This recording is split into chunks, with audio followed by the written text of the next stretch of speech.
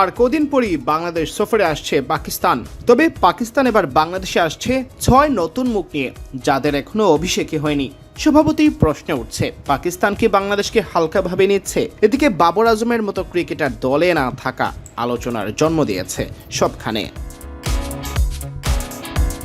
যে বাবর আজমকে বাদ দিতে গিয়ে নির্বাচকের দায়িত্বটাই ছেড়ে দিয়েছিলেন, সেই মোহাম্মদ ইউসুফই বাবরকে বাংলাদেশ সফরের দলে না দেখে অবাক হয়েছেন। এক্সে তিনি লিখেছেন, টি-20 বিশ্বকাপে বাবর আজমের অন্তর্ভুক্তি অবাক করার মতো ছিল, কিন্তু এখন যদি তাকে বাদ দেওয়াটা কেবল বিশ্রামের ঘটনা না হয়, তাহলে তা মাথায় ঘুরপাক খাচ্ছে। এই অর্থহীন সিদ্ধান্তগুলো নিচ্ছে কে?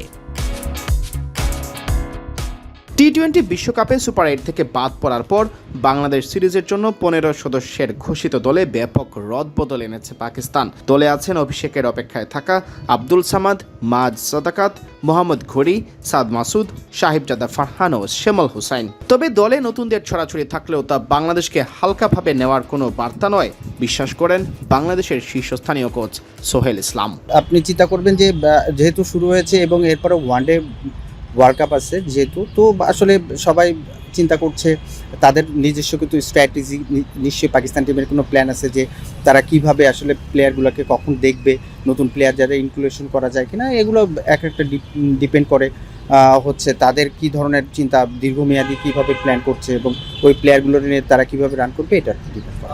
বাংলাদেশ ও পাকিস্তানের মধ্যকার এই ওয়ানডে সিরিজের ফেভারিটকে জানতে চাইলে তিনি বলেন, ঘরে মাঠে সবসময় আসলে আমরা ভালো টিম তো, এবং আমাদের ছেলেরা এখন যে অবস্থার মধ্যে আছে মেন্টালি এবং ফিজিক্যালি, আমার কাছে মনে হচ্ছে যে আমরা ভালো অবস্থান থেকে শুরু করব। মিরপুরে খেলা বলে এই সিরিজে বাংলাদেশকে ফেভারিট ধরা যেতেই পারে, তবে দীর্ঘদিন ওয়ানডে না খেলার বিষয়টি কিছুটা হলেও ভাবাচ্ছে। হোম কন্ডিশনে সবসময় আমরা ভালো খেলি, আমাদের প্রিভিয়াস রেকর্ড খুবই ভালো।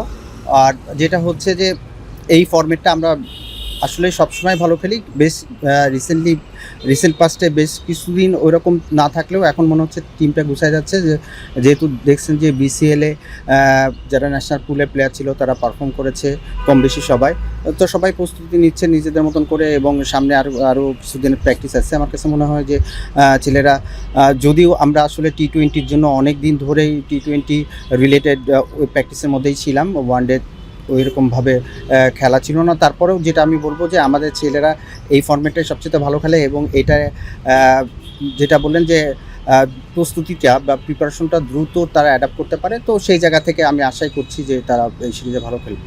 সিয়াম চৌধুরী, বিডি ক্রিক টাইম।